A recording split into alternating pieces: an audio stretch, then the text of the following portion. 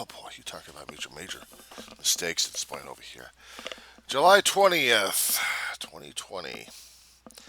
It's a Monday, and don't ask me what time it is right now. Weaver, John C., Roseman, California. Without my glasses, I'm blind as so bad. Two recordings I had to delete at this point over here because I made mistakes at this point. You see, what I'm recording on right now is a headset. I had the thing plugged into the computer, but I didn't have the headset on doing it. And I was trying to make an anniversary note and a notation concerning about life, perceptions, what's going on around us. Not to mention having an anniversary remembered concerning about 51 years ago of astronauts risking their life in a cold vacuum of space to land on a barren rock orbiting Earth for all of mankind. And then having the astronauts coming back home and getting their asses riddled cold. And then having one of those astronauts keep whining in jail sometimes or arrested because he's telling these people he's been there, he had proof. You don't like it, he's going to kick your ass. And he still does it to this day. There are still naysayers out there who still believe that Hollywood made everything else up. It's still flat earth and everything else is fake news. And I like to challenge those people. I like to challenge them right here and there. You try going into the space program. Let's see how flat it is. You tell me how things weren't done. Growing up as a young kid, these astronauts were my heroes, my life. 3.5 years old, no context to anything in life. I'm witnessing history. I am witnessing something I have never seen before until I got history and context and understand that I lived through a moment in time. A young kid in an apartment in North Hollywood, sitting next to his mother and brother, watching the first men step on the surface of an alien world, their own moon orbiting the Earth. Since that time, I have studied more about space and astronauts, all the way through Skylab. And then I was witnessing history going on, seeing the space shuttle program go on until it became routine for almost 30 years. Almost routine. Two tragedies really had to bring home how dangerous space flight can be, and how improper engineering is when it's not thought out thoroughly enough. There has to be mistakes made for that learning curve, and it costs lives.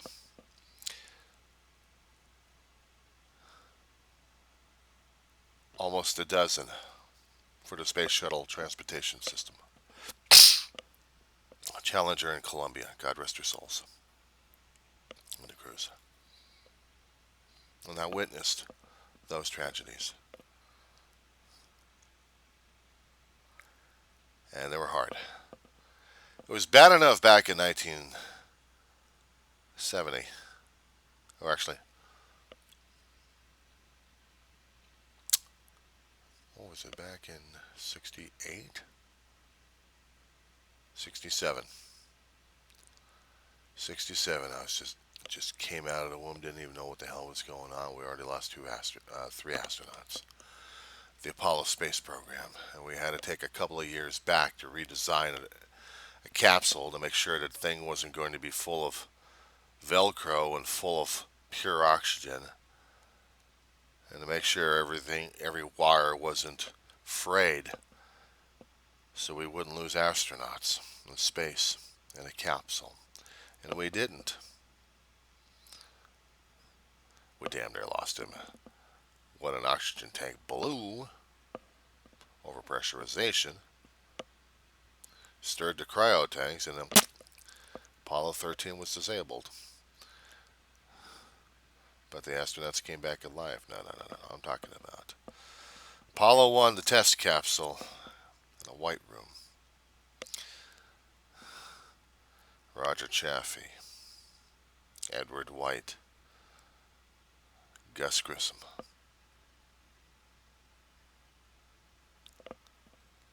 I keep those names close to my heart.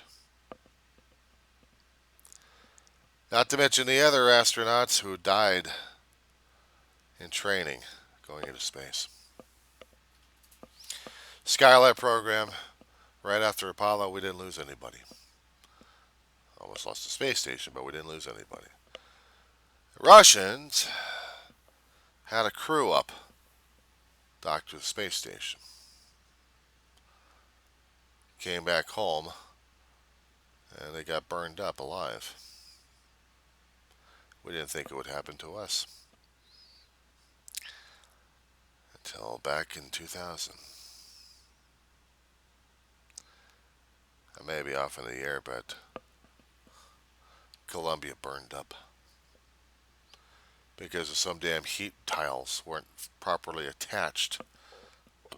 Caused gases to flow right into the space shuttle upon re-entry and destroyed the entire ship. Challenger back in '86.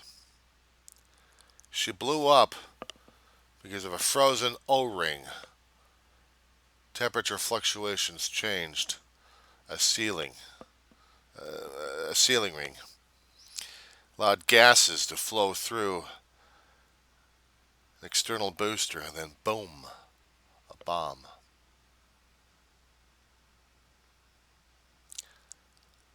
When I was watching SpaceX a few months ago,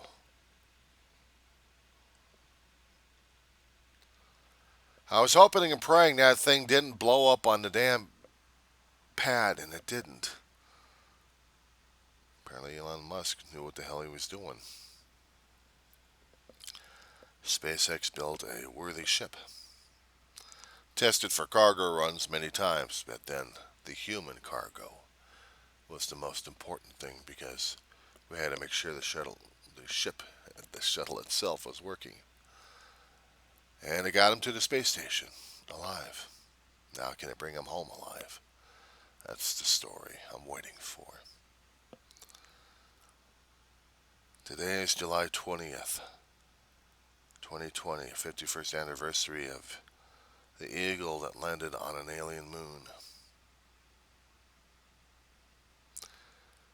A rickety old ship, under any other circumstances, had to withstand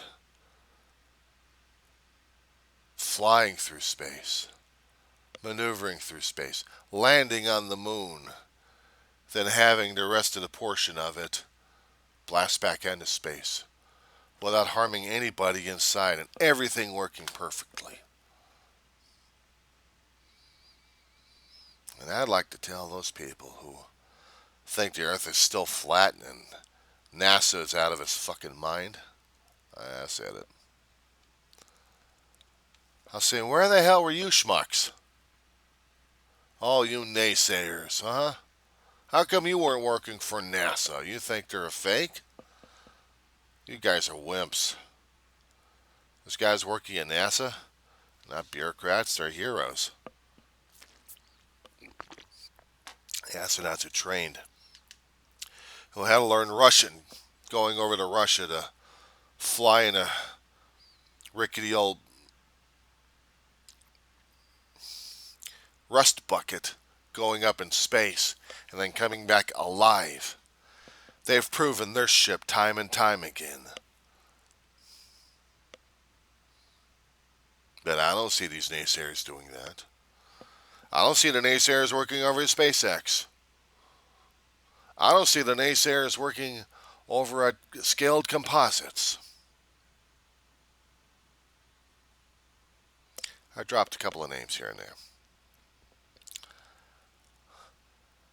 Rutan is a world-known name when it comes down for aviation. Dick and Bert. At least that's what I think their names are. But I know it's Rutan. Back in the 90s, there was a plane that flew around the world. No gas, solar power. Well, actually, maybe there was power in it. But it was a Rutan that flew it. At least I hope we got the facts and figures right on that one. And Skilled Composites was becoming a worldwide known name. Then we have Spaceship One. Branson had to buy the program. Galactic Alliance, Virgin Galactic. Used the technologies of Skilled Composites and the experience to make an upcoming civilian transportation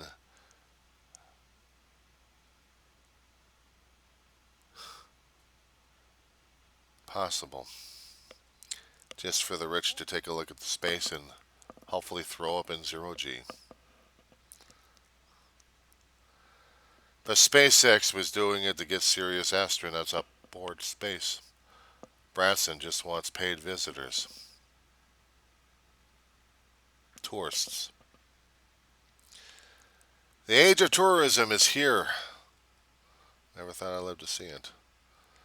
Where governments have to step aside to now commercial. If we can get government and commercial to work together, build a moon, go to Mars, explore the universe, maybe this symbol would mean a damn thing. I won't go into space. Too old, and body's not there to do it. An old man who was in condition from the time he came out of his mother's womb. God rest his soul, John Glenn. He was one of America's heroes, and mine too. World War I, World War II, Korean War, NASA,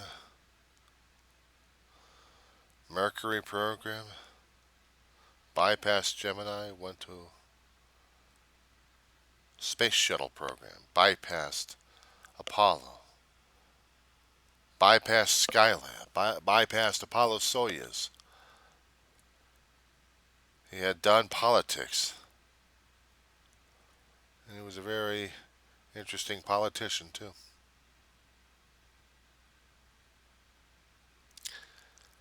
And he went as an old man, the oldest astronaut ever. Still holds that title. Put himself through a lot of conditioning just to fly on board the Space Shuttle program as a passenger, as a dignitary, as a guest.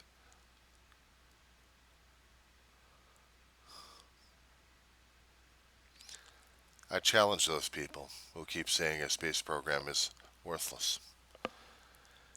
You folks benefit from the space program one way or another, and you don't even realize it. And pretty soon,